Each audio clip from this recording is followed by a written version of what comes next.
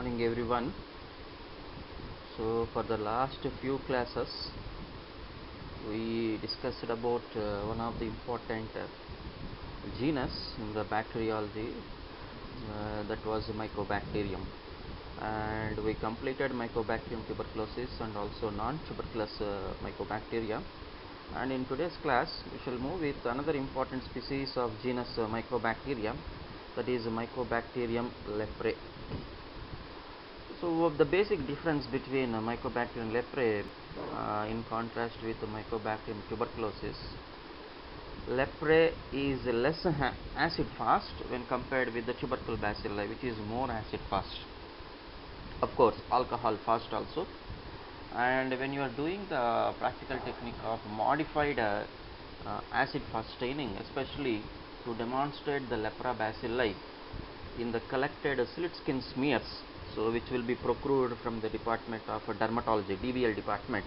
So they usually send the slides, okay, the slides which are having the smears, that is slit skin smears, so to the department of microbiology or department of bacteriology, so to perform the staining called as a modified acid fast staining.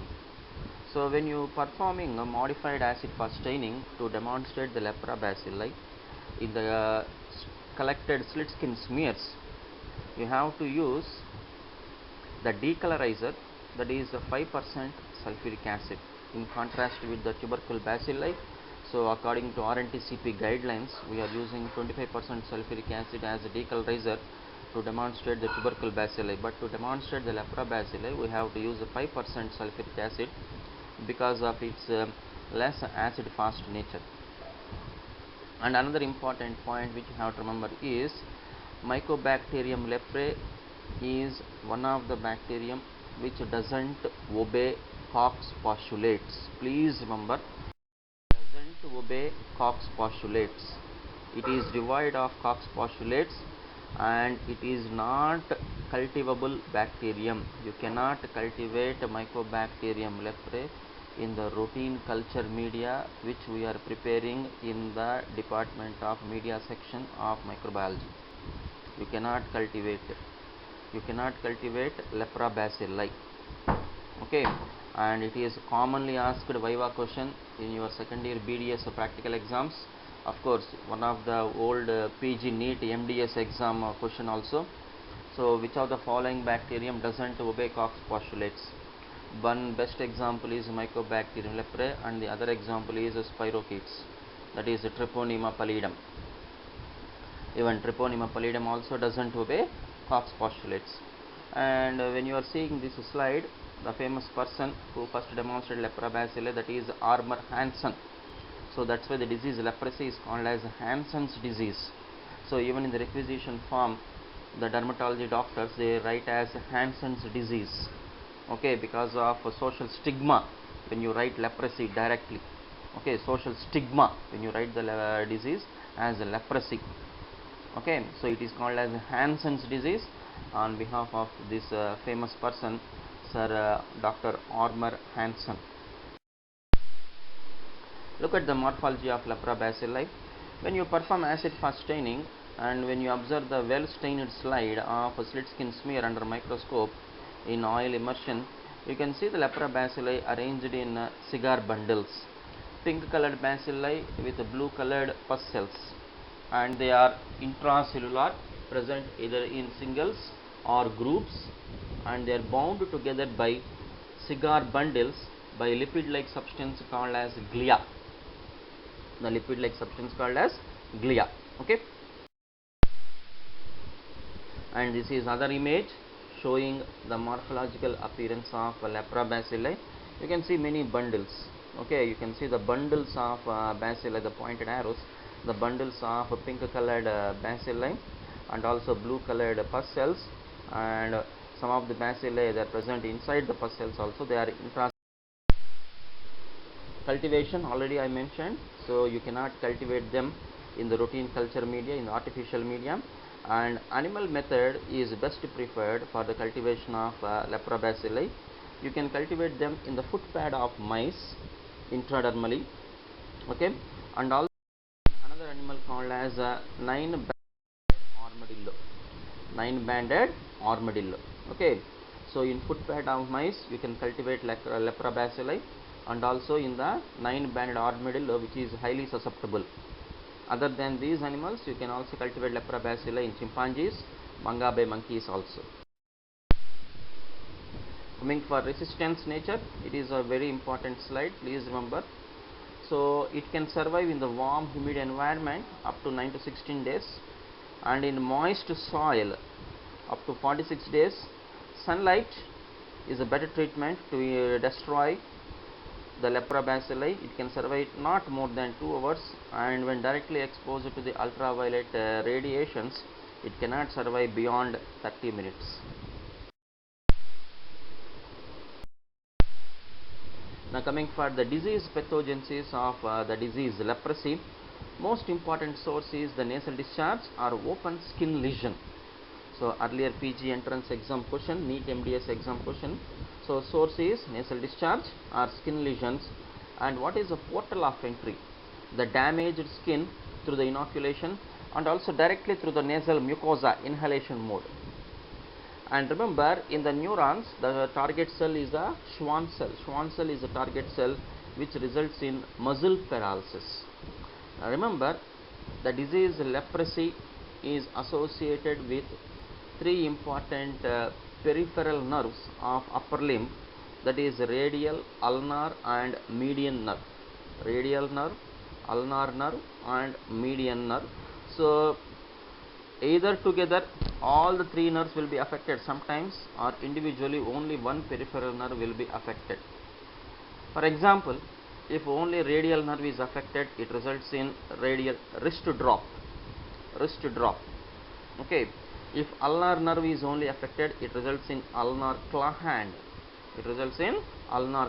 Sometimes all the 3 nerves are affected, that is radial, ulnar and medium, that results in triple nerve palsy. In lower limb, it affects the lateral popliteal nerve or common peroneal nerve, which is a branch of sacral plexus, and results in foot drop because of the paralysis of the dorsiflexor muscles. Okay, foot drop, remember. So it results in muscle paralysis, and in the visible lesions you can see the infiltration of bacilli in skin and cutaneous nerves. So how do you elaborate the disease leprosy? So commonly asked viva question also in your UG practical exams. So it is a slow, chronic and progressive granulomatous disease.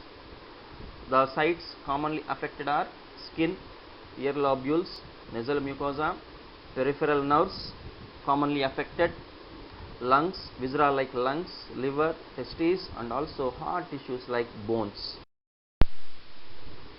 So this is the image showing a patient with complete leprosy of upper limb. So you can see the position of the wrists and also the flexors, the finger flexors. Okay. Coming for epidemiological aspects, globally distributed worldwide. Until recently only human beings are considered to be affected, but now you can also see the disease even in chimpanzees and also monkeys, where it is least infectious. The disease is transmitted directly through the nasal secretions, skin to skin transmission also possible, and sometimes through the blood the disease can be transmitted, especially in one of the types of leprosy called as lepromatous leprosy, and the disease is yet to be eradicated completely. I am saying completely throughout the globe. Incubation period, very long incubation period up to 5 years, or sometimes it may extend beyond the 5 years also up to 10 or 15 or 20 or 30 years. And continuous close contact is one of the high risk for the easy transmission of the infection leprosy. Very rare in children less than 5 years of age, and every year 2 million people, 2 million cases have been reported, 11 million cases have been reported every year. And in India alone 4 million cases. Of those, the total detected cases, confirmed cases annually is nearer to 6 lakhs. Coming for classification of leprosy, very important short answer question, repeatedly asked short answer question in your second year BDS exams. So there are two methods of classification of the disease leprosy. One is called as Madrid classification, and the other version is Ridley and Jopling classification. According to Madrid classification, the disease leprosy is classified into four different types. One is lepromatous leprosy, other one is tuberculoid leprosy, other one is dimorphous leprosy, and fourth one indeterminate. So these are the four subcategories of the disease leprosy under the category called as Madrid classification. I repeat: lepromatous leprosy, tuberculoid leprosy, dimorphous leprosy, indeterminate leprosy according to Madrid classification. So shortly you are elaborating them as lepromatous leprosy LL, tuberculoid leprosy TL, like that. Okay. The next version of classification of the disease leprosy is Ridley and Jopling classification. According to this classification, there are 5 subcategories of the disease leprosy. One is tuberculoid type, second one is borderline tuberculoid type, that is BT, third one is borderline, fourth one borderline lepromatous, fifth one lepromatous leprosy. Ridley and Jopling classification. So there are 5 subcategories of the disease leprosy: tuberculoid type of leprosy, borderline tuberculoid type of leprosy, borderline lepromatous, lepromatous. According to WHO classification is based on the total viable bacterial load. According to this, leprosy disease is classified as 2 subtypes. One is paucibacillary, other one is multibacillary leprosy. According to paucibacillary leprosy of WHO classification, there are 3 subcategories. One is indeterminate type of leprosy, tuberculoid type, borderline tuberculoid. So very few bacilli, scanty bacilli, that's why the name pauci. Indeterminate tuberculoid, borderline tuberculoid. The next one is multibacillary leprosy.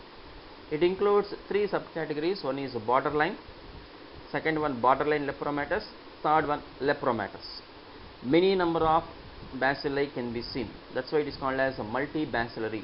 So this classification is based on the criteria, that is total bacterial load according to WHO.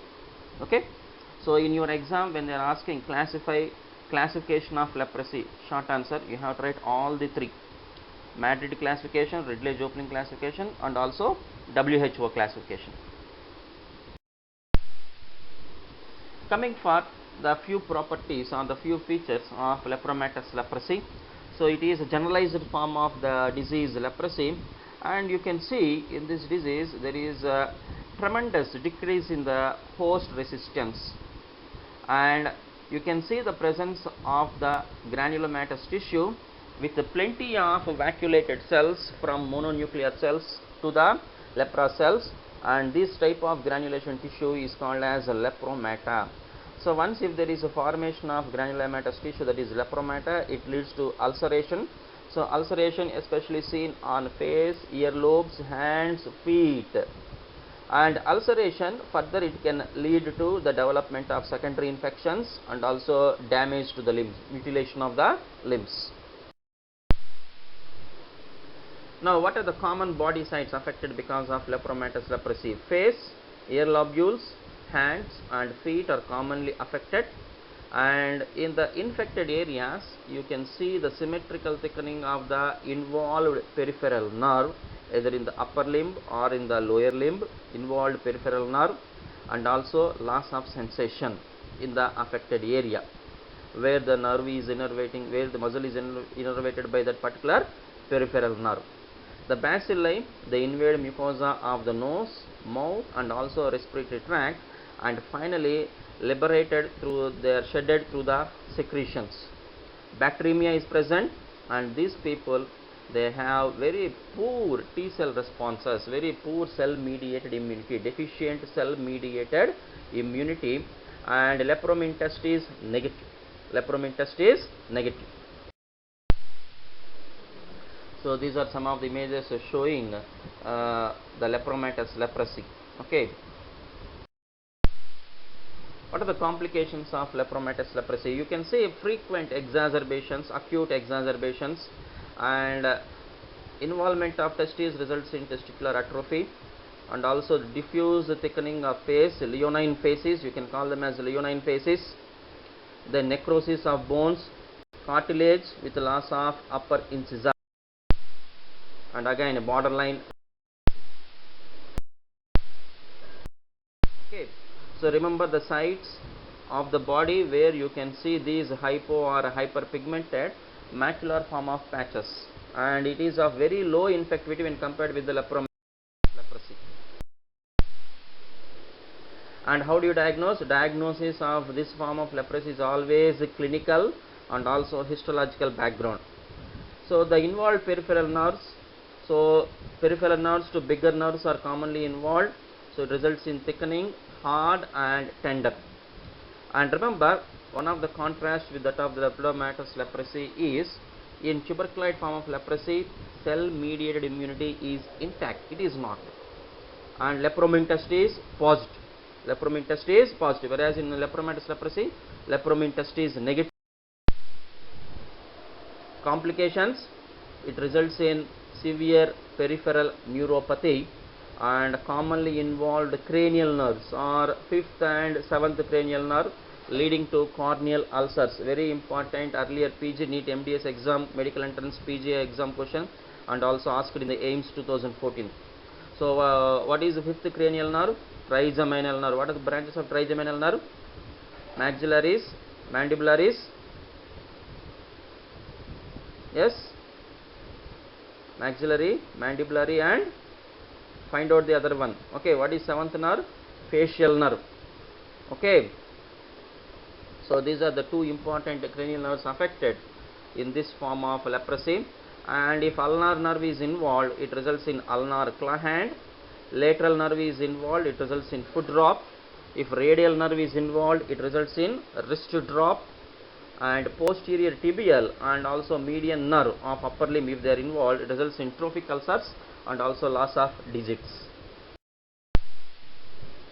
Next form is dimorphous type of leprosy. Lesions resemble both lepromatous bacteriologically and clinically tuberculoid.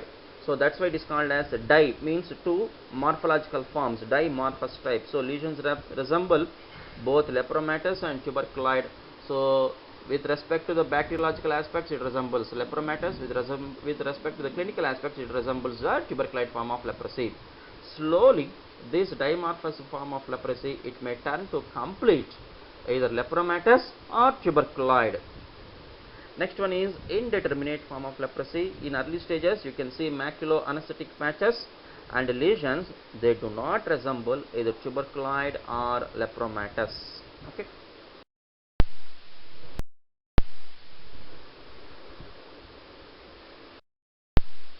Coming for basic differences between lepromatous and tuberculoid, it is also a short answer question.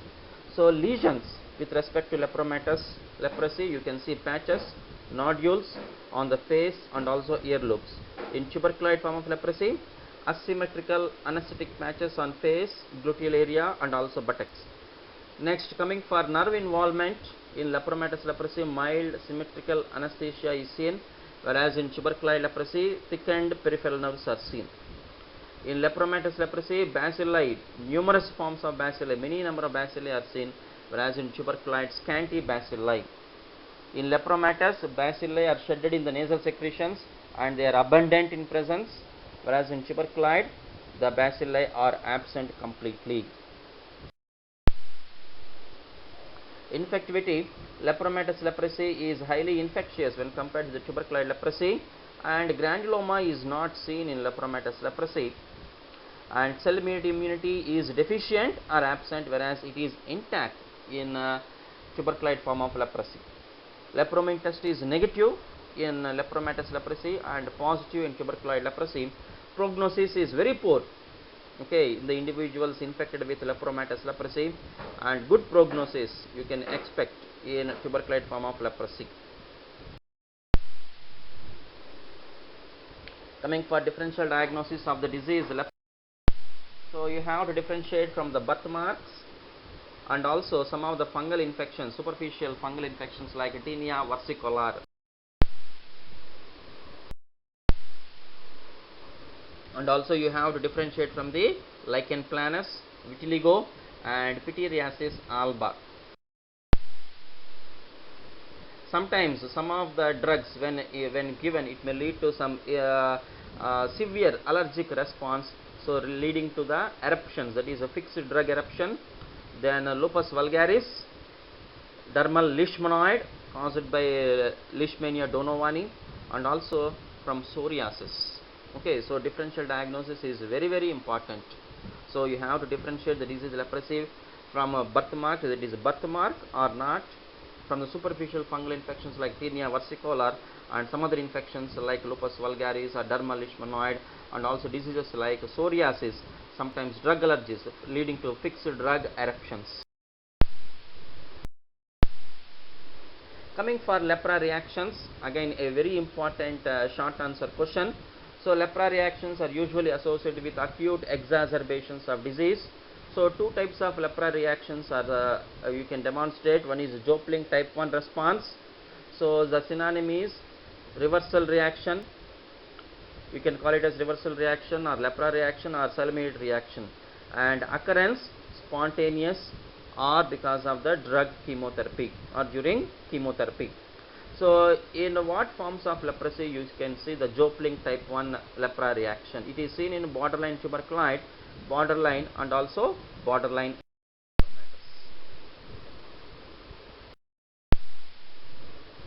Next one, Jopling type 2 reaction called as erythema nodosum leprosum, seen in lepromatous leprosy and borderline leprosy. It usually develops within few months after starting the treatment, after starting the chemotherapy. So signs and symptoms include tender inflamed subcutaneous nodules with a fever, lymphadenopathy and also arthralgia. Next one, lepromin test. So just like the Mantoux test in tuberculosis, it is lepromin test. It is a test to demonstrate delayed hypersensitivity to the lepra bacilli. So what are the antigens used to perform the lepromin test? Boiled extract of lepromatous tissue in isotonic saline and also leprosins. What are the features of early reaction of Fernandez and late reaction of Mitsuda? Clear? So thank you. So we shall see in the next class. So bacteriological index, morphological index, and also the treatment, and also the laboratory diagnosis, modified acid fast staining, the morphology, that is cigar bundle appearance, differences between lepromatous and tuberculoid form of leprosy, and how do you cultivate the lepra bacilli, that is in the footpad of mice or in 9-banded armadillo. So it is a bacterium which doesn't obey Koch's postulates, divide of Koch's postulates. Okay, it cannot be cultivated routinely in the culture media. And of the disease leprosy, and also classification of leprosy, the lepra reactions, Fernandez reaction, Mitsuda reaction, Jopling 1 reaction, Jopling 2 reaction, and subcategories of the two different forms of the disease leprosy according to